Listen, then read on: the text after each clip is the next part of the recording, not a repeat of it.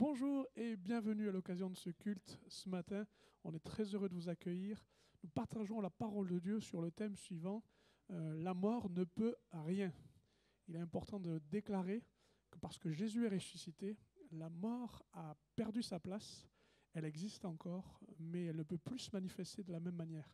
Si pour vous la mort est un jeu, vous êtes en danger. Si la mort pour vous est une peur, il faut absolument que Jésus puisse vous adresser sa paix. Si pour vous la mort c'est du folklore, j'aimerais vous dire que c'est réel et que malheureusement c'est le salaire du péché. En tout cas, si cela vous interpelle, j'aimerais vous proposer de découvrir ce message et pourquoi pas faire l'effort de nous retrouver ici dans ce lieu, à l'église Mon Plaisir à Valence. On aura toujours la joie de vous accueillir. Que le Seigneur vous bénisse. Ce matin, il est bon que nous soyons ici ensemble. Nous avons approché ce moment de culte par l'adoration. On poursuit ce moment d'adoration avec le temps de prédication, le temps de partage. Je vous assure que chaque fois qu'il faut se présenter devant vous, et particulièrement devant Dieu, c'est toujours une charge et aussi un privilège que de le faire. Nous sommes dans les vacances de la Toussaint, c'est le week-end de la Toussaint, et il me paraissait évident encore ce matin de vous adresser ce message qui va apparaître.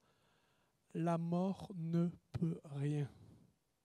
Ça vous surprendra peut-être, mais c'est vrai que quelques-uns fleurissent les tombes et gardent la mémoire de ceux qui disparaissent, du deuil. C'est parfois une souffrance ou un souvenir, on maintient un souvenir. J'ai remarqué que de plus en plus, la mort devenait un folklore. On se déguise, on s'amuse à se faire peur, même on se jette des sorts en échange de bonbons. Vous avez compris que c'était une folie particulière, ça.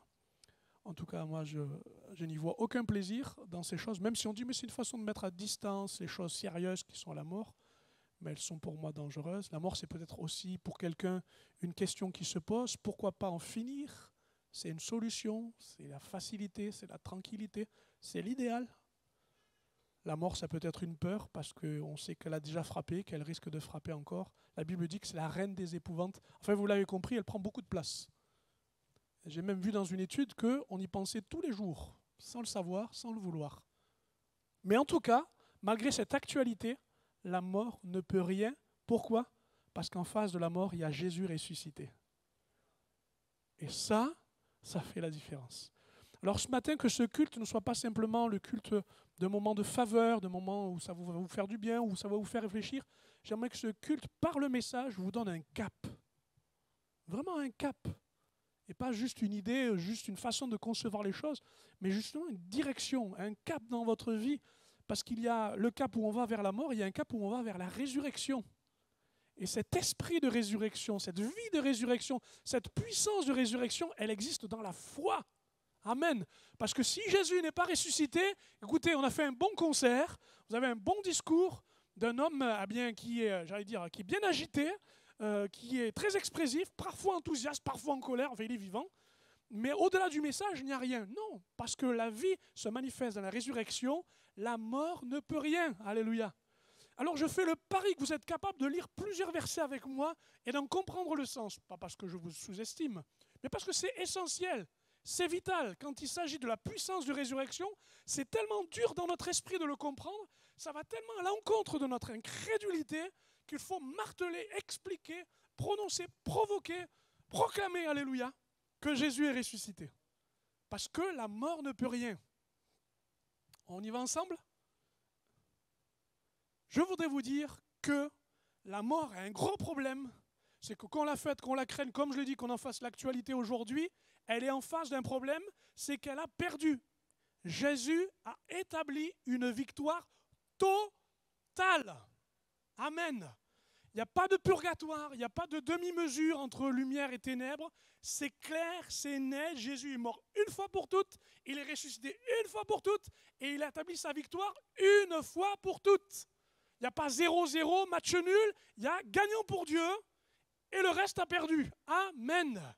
Me direz-vous, oui, c'est bien là, vous êtes assis, tout ça, mais moi je vis des moments difficiles, et je ne vois pas, je ne comprends pas, je ne saisis pas, je veux bien le dire, mais je ne vois pas où est la victoire totale.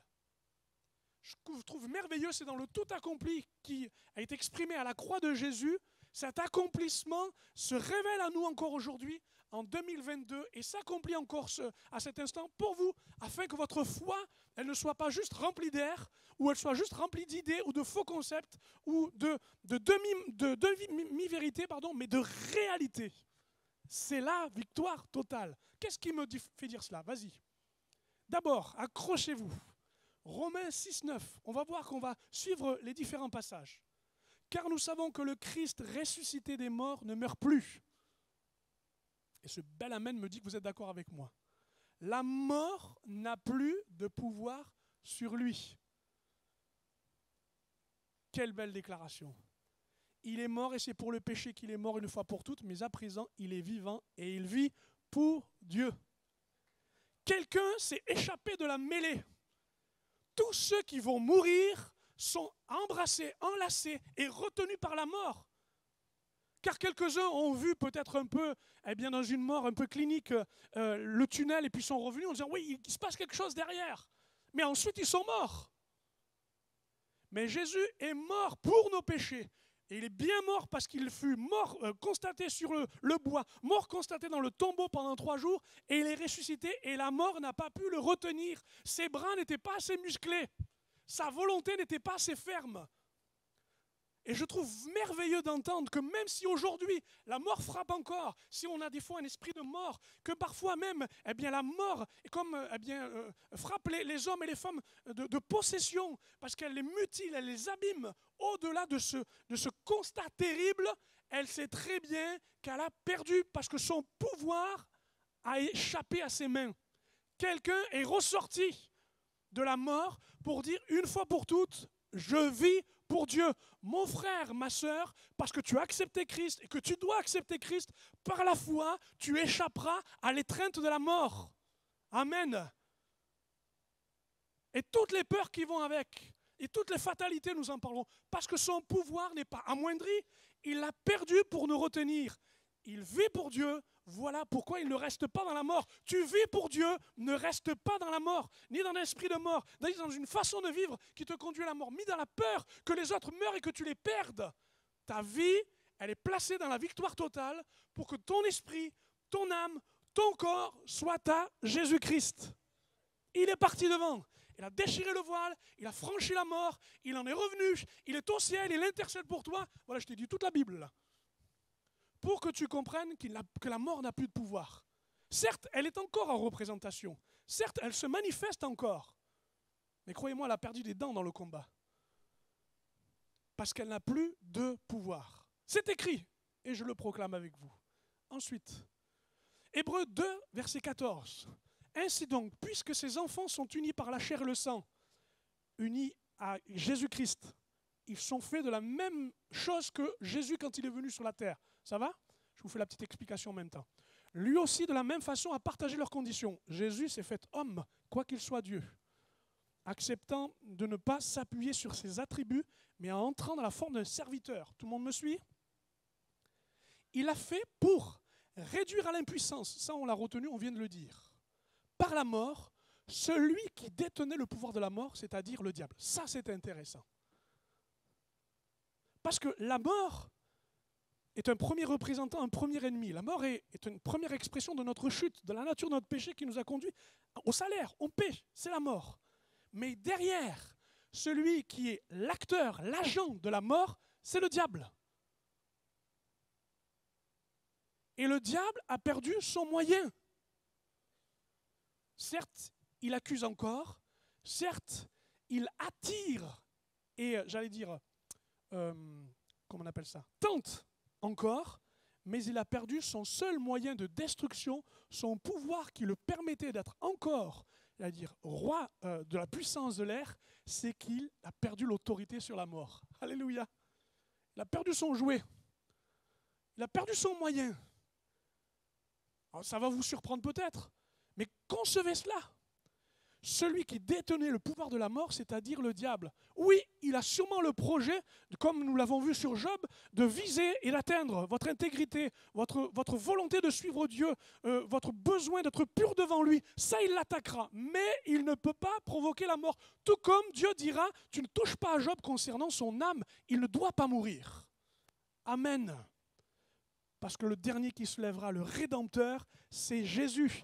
Et Jésus a enlevé cette autorité.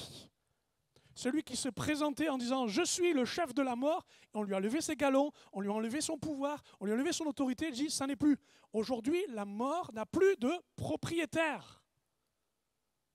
Amen. C'est important de le retenir. Parce que sinon, on a l'impression, et tu peux mettre la suite, s'il te plaît, que l'on appartient à qui quand on est touché par la mort, on est travaillé par la mort. Regardez, Apocalypse 1,18. Voici comment Dieu se présente au travers de Jésus par l'apôtre qui écrit ces choses. Il le voit, il a une vision spirituelle de ces choses. Je ne peux pas vous rentrer dans le détail de tout ce qui est écrit, mais au moins le lire avec vous. Je le vis. Qui donc? Je tombais à ses pieds comme mort. Alors il posa sa main droite sur moi en me disant « N'aie pas peur. Moi, je suis le premier de toute création, et le dernier, le vivant. J'ai été mort, et voici, je suis vivant pour l'éternité. Je détiens les clés de la mort et du séjour des morts. Amen. Amen. Le propriétaire, il l'a perdu, mais il n'a plus les clés. Il n'a plus les clés. Ce qui veut dire qu'aujourd'hui, je peux avoir l'assurance que si je crois en Jésus, je reçois la vie éternelle et la mort n'est justement qu'un sas, un passage. C'est dans la présence et dans le paradis, c'est dans la gloire de mon Dieu que je vais me trouver parce qu'il a les clés. Alléluia. Quand Jésus a dit « Je bâtirai mon église », ça vous rappelle quelque chose? Matthieu 18, il me semble. Et les portes du séjour des morts ne prévaudront pas ou ne surmonteront pas. Ne renverseront pas l'église qu'il bâtit. Pourquoi? Parce que les portes peuvent avoir deux sens. Les portes, ça peut être engloutir. Elle ouvre les portes et elle engouffre la vie. Elle emporte la vie.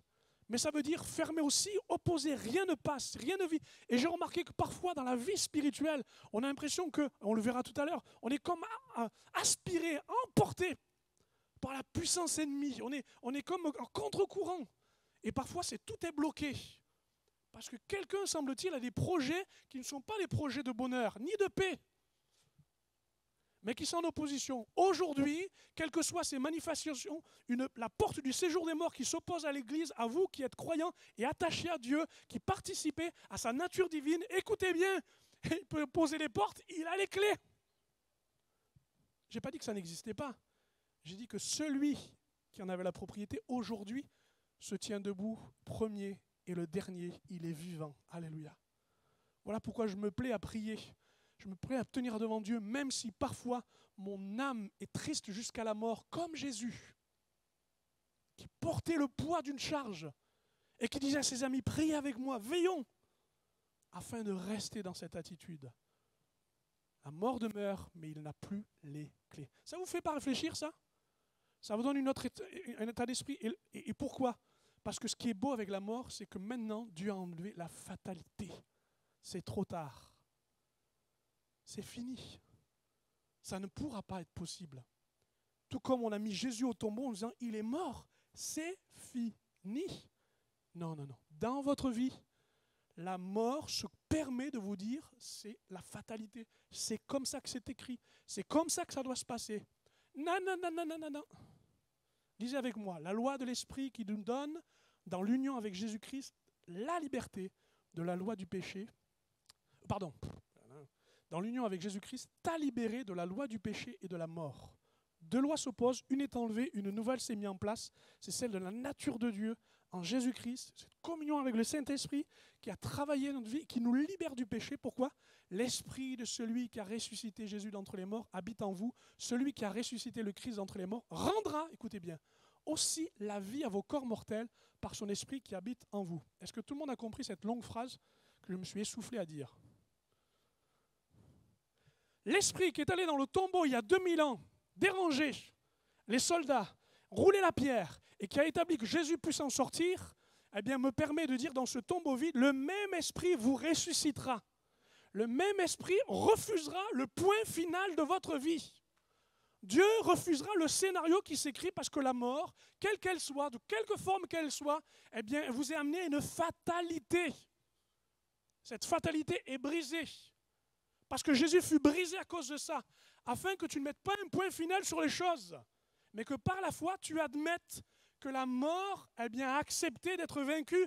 Elle n'a pas eu le choix pour te donner le choix. Amen. À cause de l'Esprit qui habite en nous. Cet esprit ne se résigne pas, ne se corrompt pas, c'est-à-dire qu'il ne pourrit pas. Il ne va pas vers les choses qui, justement, conduisent à cette loi du péché. Ça n'est pas possible. Voilà pourquoi, à chaque fois je tombe, à chaque fois que je perds, à chaque fois que je n'y arrive pas, je sais et je crois que l'Esprit de Dieu est plus fort que le tombeau, est plus fort que la pierre qui en a fermé, est plus fort que ma propre fatalité. Il y a de l'espérance. Il y a le choix, il y a la possibilité. Parce que je ne suis pas enfermé dans la mort. Je suis enfermé sur la terre, sûrement. J'aspire à une autre réalité, celle qui est spirituelle. Mais je sais qu'il n'y a pas de fatalité. Alléluia. Allons fleurir toutes les tombes que vous voulez. Mettons toutes les plus belles fleurs que vous voulez. Fleurir les tombes, c'est pas ce que Dieu nous a demandé. C'est que si un jour, il est décédé, que nous allions au tombeau, nous savons que nous allons revivre. Parce qu'il n'y a pas de fatalité. Ça vient vous chercher un peu?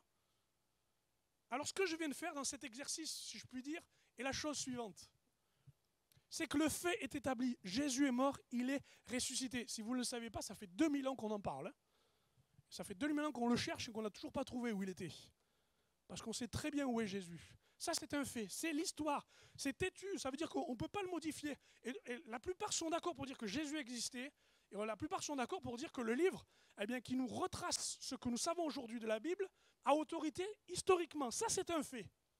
Ce que je viens de faire à l'instant, par les versets que j'ai parcourus avec vous dans différents livres de la Bible, et principalement du Nouveau Testament, vous me suivez toujours, est une explication, une démonstration des arguments qui établissent clairement les faits. Ça va? Et par ces faits, cette connaissance qui s'ouvre à vous, maintenant, aujourd'hui, à cet instant, vous pouvez entrer dans l'expérience. Pas simplement le fait, c'est une histoire, ça existait. Pas simplement, j'ai compris parce que j'en ai l'explication, mais c'est parce que je peux y entrer. Je peux le vivre. Je ne suis pas simplement devant un exposé, je suis devant un chemin dans lequel je peux marcher. Parce qu'au-delà de la connaissance, c'est l'expérience qui nous est donnée. Parce que l'Église est pour ça. Vivre l'expérience du message de l'Évangile. Et notamment, non pas simplement de se retrouver devant la mort, mais aussi devant la vie. Avais-tu et peux-tu encore comprendre quelle est l'expérience que tu dois vivre ce dimanche pour vivre non plus dans la fatalité, non plus en ayant perdu la propriété de ce que Dieu t'a donné, non plus simplement, comme je l'ai lu à l'instant, cette autorité qui te manque. Parce que Jésus l'a vaincu et que la mort en témoigne. La mort en témoigne. Elle ne peut être qu'un témoin maintenant de ce que Jésus a fait. Vous savez quoi? Le jour où je suis rentré dans un tank, ma vie a changé. Mais qu'est-ce qu'il raconte? Ah ouais, c'était un rêve de gosse, les tanks, je les dessinais, je les imaginais. Et puis comme j'étais aumônier au SPAI, un jour on dit, pasteur, il nous appelle comme ça, padré, viens, est-ce que tu veux monter dedans? Je suis monté dedans, j'étais dedans, ça y est. J'étais dedans. Franchement, c'est autre chose. Hein. Il y a des boutons partout, vous êtes installés, vous êtes complètement enfermés dans cette boîte. C'est fou quand même, hein, entre l'idée qu'on se fait, la réalité de ce que c'est, et quand on y entre. Quand on y entre, ce matin, je voudrais que tu y entres. Pas que tu regardes les bras croisés, mais que tu y entres. Entre dans le tombeau et regarde que c'est vide. Entre dans le message et comprends que l'expérience est nécessaire. Alléluia. Alors j'ai 2 choses encore à vous dire. Vous êtes capable de les supporter? Moi, je suis capable de les dire. Vas-y. Il y a une belle expression qui va nous faire rentrer dans l'expérience de la victoire telle que Dieu veut nous la demander. Mort, tu ne peux rien. D'abord, c'est cette belle expression qui est vers la fin de la démonstration de 1 Corinthiens 15. L'apôtre Paul explique donc quel est le principe établi de la résurrection pour nous. Et son expression, tu vas trop vite, s'il te plaît. Reviens pas en arrière, merci. Mort, où est ton aiguillon? Mort, où est ton aiguillon? Oui, c'était très bien. Vas-y, tu peux le mettre maintenant. Le texte est suivant, l'aiguillon de la mort, c'est le péché, et la puissance du péché, c'est la loi. Mais grâce soit rendue à Dieu qui nous donne la victoire par notre Seigneur Jésus-Christ. Une autre traduction dit le dard. Il a fallu que je me renseigne parce qu'aujourd'hui, franchement, tout ce qui est les représentations, les outils agricoles, de cultivateurs et d'agriculteurs, on a perdu ça. Hein. Alors l'aiguillon, apparemment, c'était une pièce de bois, c'est-à-dire une branche d'à peu près 2, des fois 3 mètres. Vous allez me dire, quelle puissance y a-t-il dans une branche appelée l'aiguillon? Là où je vais en venir, c'est qu'elle est affûtée. C'est-à-dire qu'elle est durcie au bout pour qu'elle soit bien pointue. Et bien pointue, pourquoi à votre avis? Pas tout à fait tuée. Même pas, c'est pas aussi cruel que ça, c'est plus que ça. Juste vous piquer pour faire avancer. Des fois, comme le cuir, des fois, est un peu dur de la vache ou de l'animal que l'on conduit, quand il a un peu le cou raide, qu'est-ce qu'on fait? Eh bien, on met une pointe de fer, comme ça, tchic. Donc, peut-être que vous ne l'avez jamais vu, mais vous avez un troupeau, et puis il y en a toujours une qui marche un peu plus lentement, une qui a envie d'aller à droite ou à gauche. Eh bien, dans le troupeau, avec sa longue, son aiguillon, hop, il pique, et hop, vous êtes remis dans le rang. La puissance du péché, nous est-il dit. Cette puissance nous conduit. La mort a son outil. Et cet outil est très simple. C'est que notre nature, il y a une puissance en nous qui nous conduit au péché. Alors, c'est pas compliqué. Juste, la nature en nous qui est le péché nous pique et nous amène dans la direction qu'il veut, la mort et la perdition. Me dire, qu'est-ce que vous racontez? Mais si, l'aiguillon de la mort, c'est 2 choses très simples. La culpabilité et la docilité. D'abord, la culpabilité pique. Tu ne dois pas faire cela, il ne faut pas que tu ailles vers là, tu as la démangeaison de ces choses, tu en as besoin, voilà que tu es attiré par ça, et bien justement, ça t'aiguillonne, ça te pique pour y aller, ça te pique pour le penser, ça te pique pour l'entretenir, ça te pique pour le vivre. Et contrairement à ce que tu voudrais, alors que tu aimerais justement eh bien, que cette loi ne soit pas en toi, cette loi du péché, cette puissance, eh bien l'aiguillon se manifeste encore. Et vous savez quoi? Plus on s'oppose, plus on veut mettre du cuir, plus eh bien, ça veut pénétrer, ça veut nous piquer. On voudrait tourner, eh bien, ça nous ramène dans le troupeau, ça nous ramène dans eh bien, le flot de tous ceux et celles qui s'en vont. Voilà pourquoi j'ai mis des vaches, elles sont jolies, hein, mais grâce soit rendue à Dieu qui nous donne la victoire. Quel est donc cet aiguillon? C'est un instrument domestique qui devient une arme. Culpabilité et docilité. Parce qu'à force d'être piqué, à un moment donné, vous ne luttez plus. Vous vous laissez aller. Et puis en plus, c'est hypocrite quand vous êtes pécheur et que vous péchez. Quand vous savez quelle est votre nature, ben vous n'allez pas le dire aux autres. Alors vous allez vous en protéger. Et au lieu de persévérer, au lieu de vous maintenir dans la prière, de demander du secours, votre culpabilité et votre docilité font de vous une bête qui va à la boucherie. Pardon de l'expression, hein, c'est un peu violent. Mais votre docilité s'accompagne de votre culpabilité et chaque fois qu'on vous pique, eh bien, vous repartez dans le mauvais sens. C'est épuisant, c'est éprouvant, c'est dur de marcher ainsi. Dieu ne nous a pas donné un aiguillon, il nous a donné une houlette. Intéressant. Il est un berger. À sa canne recourbée, il n'a pas pour dire « Allez, ne mange pas, ne touche pas, ne fais pas ». Non, il vous attrape et il vous retire. Il vous rapproche de son cœur et il dit « Je te donne la victoire et marche en nouveauté de vie. Sors de ta culpabilité, je te donne la liberté. Change de docilité, arrête d'être souple et d'être obéissant à la façon dont tu vis parce que c'est du péché. Et il y a autre chose à vivre. Je ne sais pas si vous vous rendez compte, mais moi, je suis tellement heureux que Dieu n'ait pas eu la même école que la mort. Me culpabiliser, me rendre docile et m'enfermer. Mais me prendre avec lui. Me laver, me purifier, me rendre digne, me donner son amour. Si vous saviez comment ça peut changer la vie, la vraie vie. L'aiguillon de la mort Je ne sais pas si vous en êtes avec votre façon de vivre, mais je vous en supplie, ne frôlez pas, ne vous amusez pas, ne jouez pas avec l'aiguillon. Vous allez vous piquer. Vous allez vous faire du mal. Vous allez finir comme tous les autres ont fini. Docile et coupable. Grâce soit rendue à Dieu. Prenez la houlette, ne prenez pas l'aiguillon. Je continue. Mort, où est ta victime? Le principe de la mort, c'est de faire sa proie, d'en être la victime. Toute la violence de l'ennemi, c'est de chercher sa victime.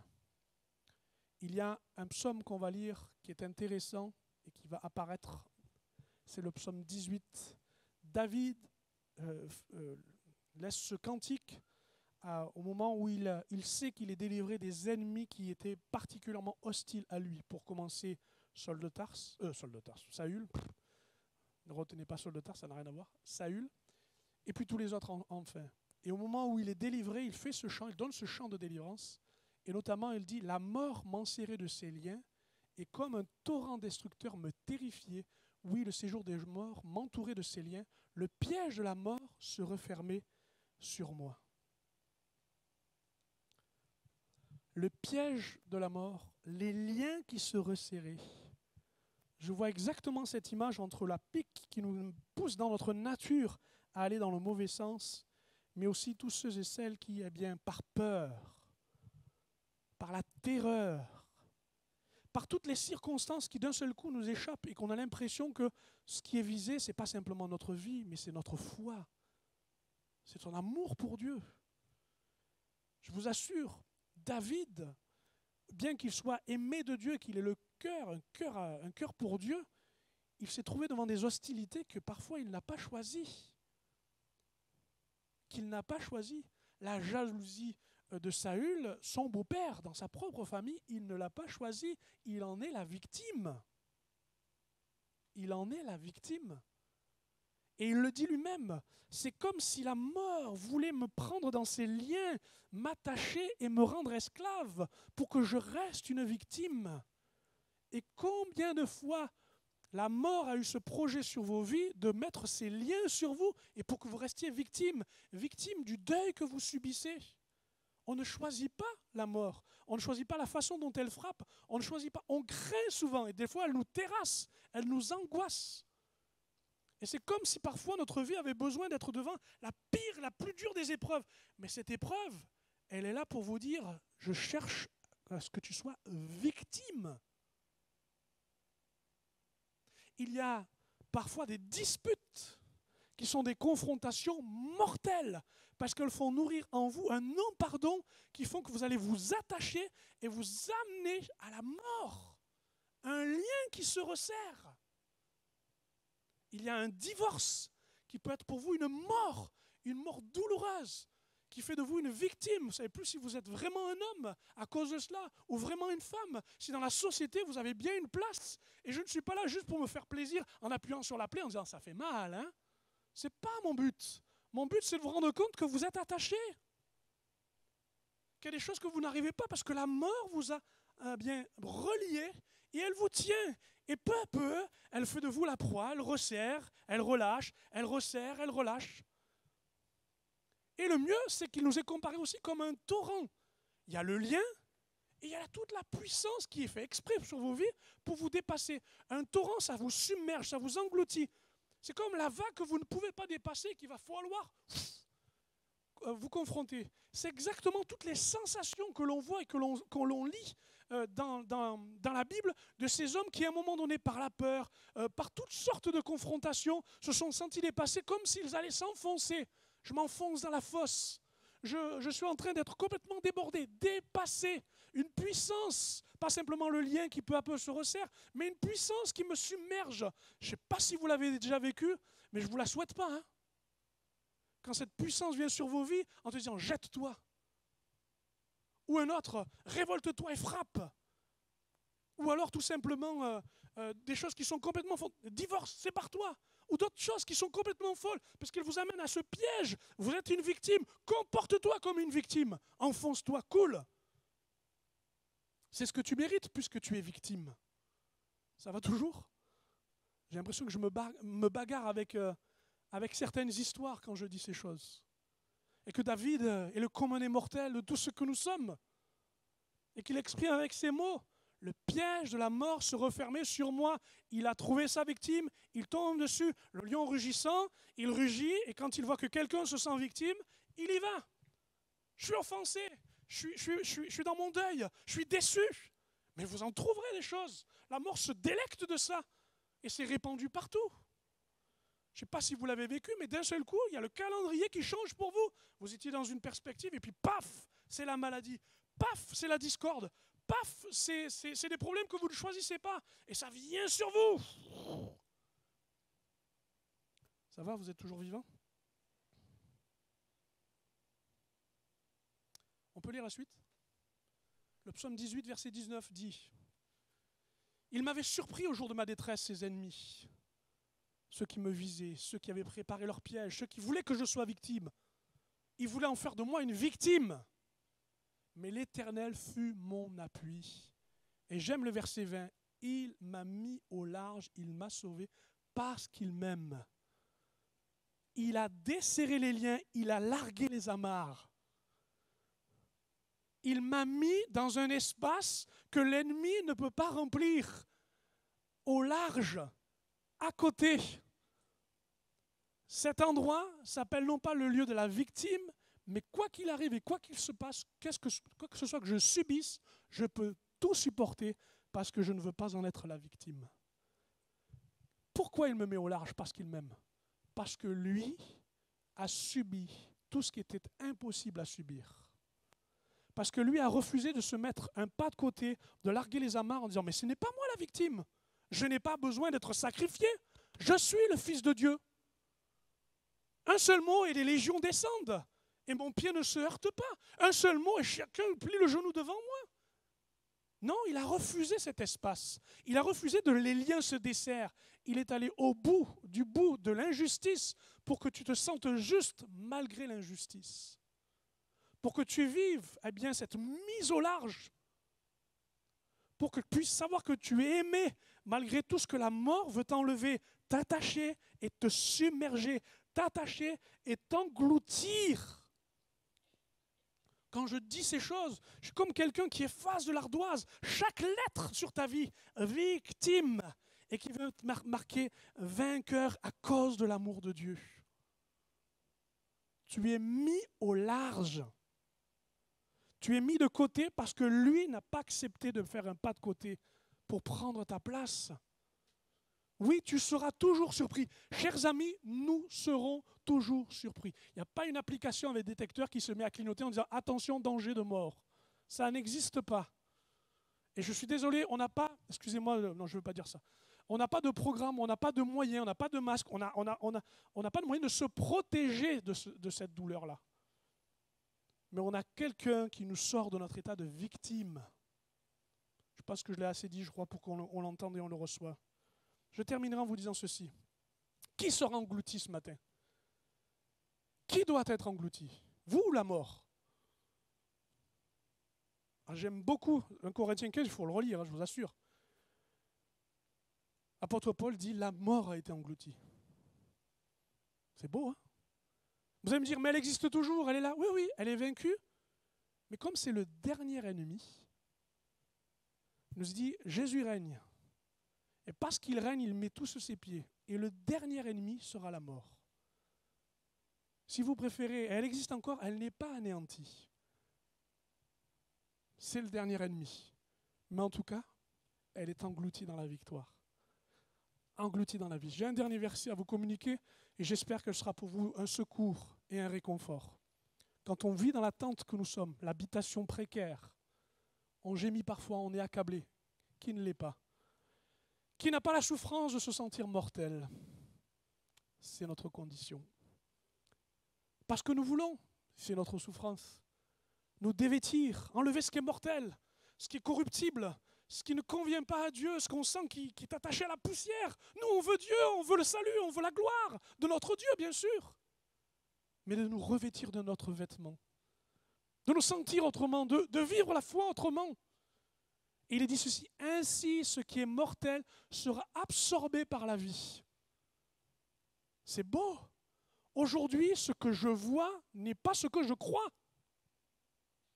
Aujourd'hui, je vois les cercueils engloutir les corps. C'est vrai ou pas?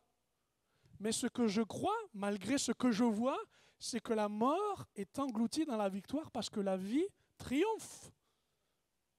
Oui, le grain, tu le sèmes, et c'est parce qu'il est semé qu'il vit. De la même manière, la mort est engloutie parce que, justement, elle croit faire son affaire, et c'est la résurrection qui en triomphe. C'est Dieu lui-même qui nous a destiné un tel avenir. Quel avenir? C'est ton avenir, c'est ton cap, comme je le disais ce matin. C'est ta façon de vivre, c'est ton expérience.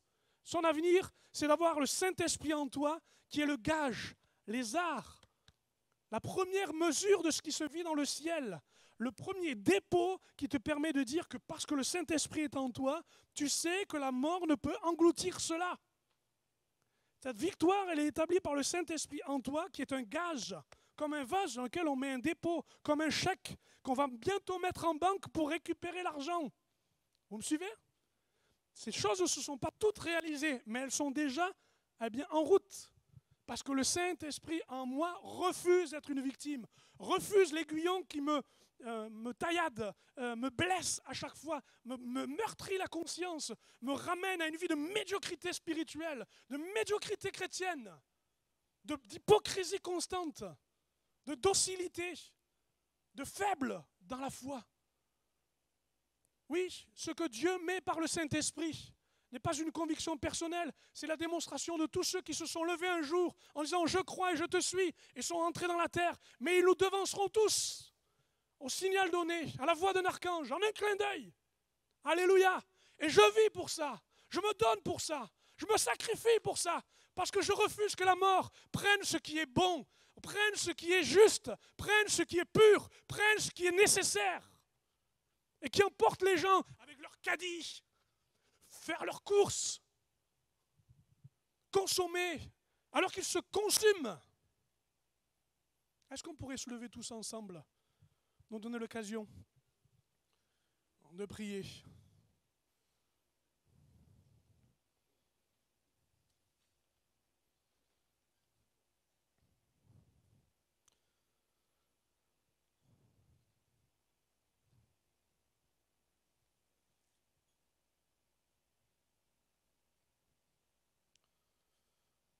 Est-ce qu'on peut fermer nos yeux ensemble? Avant que les premiers accords soient posés sur une musique donnée, je vais laisser un silence, un simple silence. Juste un instant, solennellement, j'aimerais avec vous, dans ce silence, déclarer que la mort n'a pas de pouvoir sur l'Église et sur vous ce matin. Qu'elle n'a pas l'autorité qu'elle se donne pour vous dicter et vous blesser, quel que soit son moyen.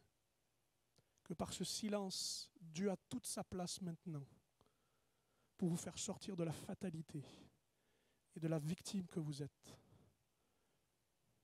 N'attendez pas autre chose que cette expérience. Sortez de la mort et vivez pour Dieu.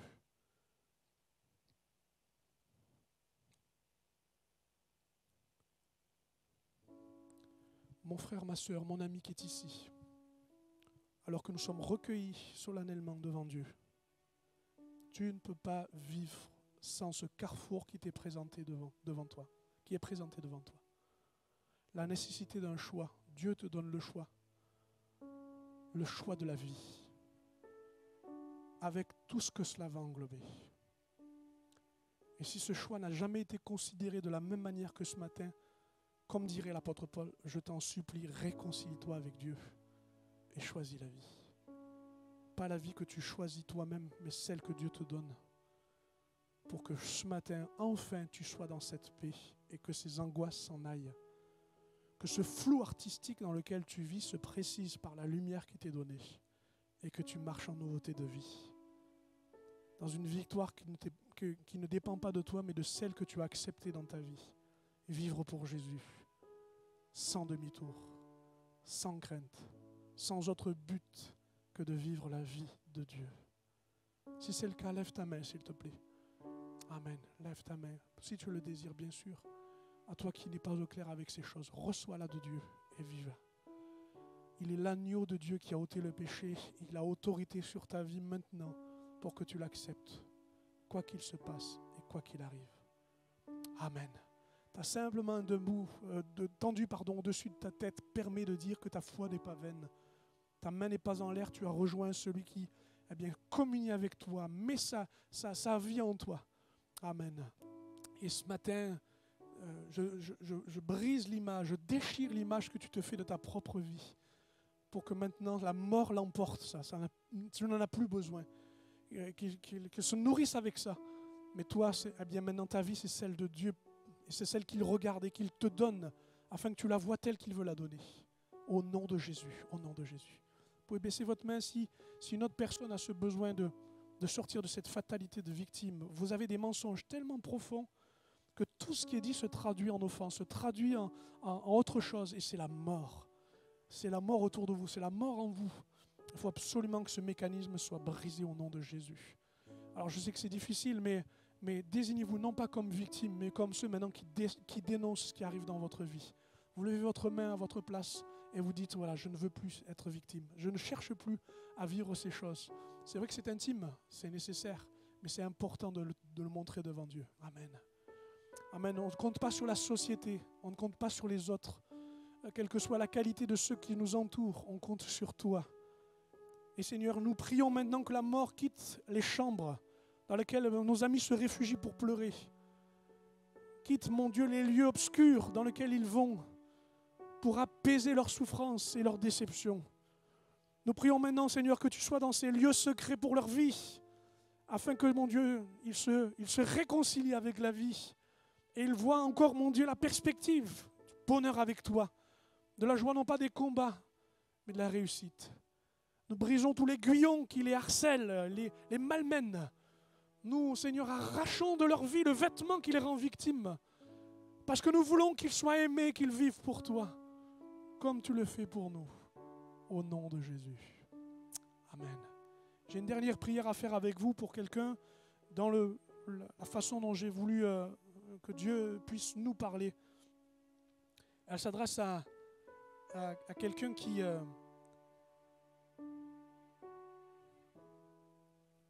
faut que je le dise comme ça, qui sème la mort.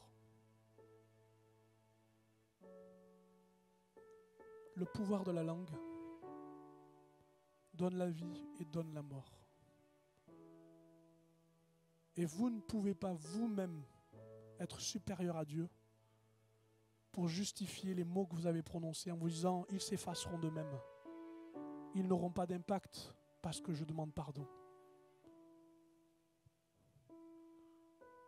Ce que je suis en train de dire là est vraiment salutaire pour votre vie. Votre langue devient un poison. Et la Bible dit qu'il ne peut pas y avoir deux sources. Je ne suis pas en train de vous coincer dans un mauvais rôle. Juste, je voudrais que vous puissiez vous libérer de cette conséquence et de cette culpabilité. Certes, la première chose que Dieu fera dans votre vie, c'est que vous allez entendre les paroles que vous dites comme si vous les adressiez à vous-même et vous en aurez en horreur. Alors quand vous entendez cela, écoutez bien, ne vous détestez pas, ne vous mutilez pas. Mais c'est le Saint-Esprit qui réarme votre conscience, qui redynamise votre conscience pour qu'elle réalise ce qui est en train de se passer.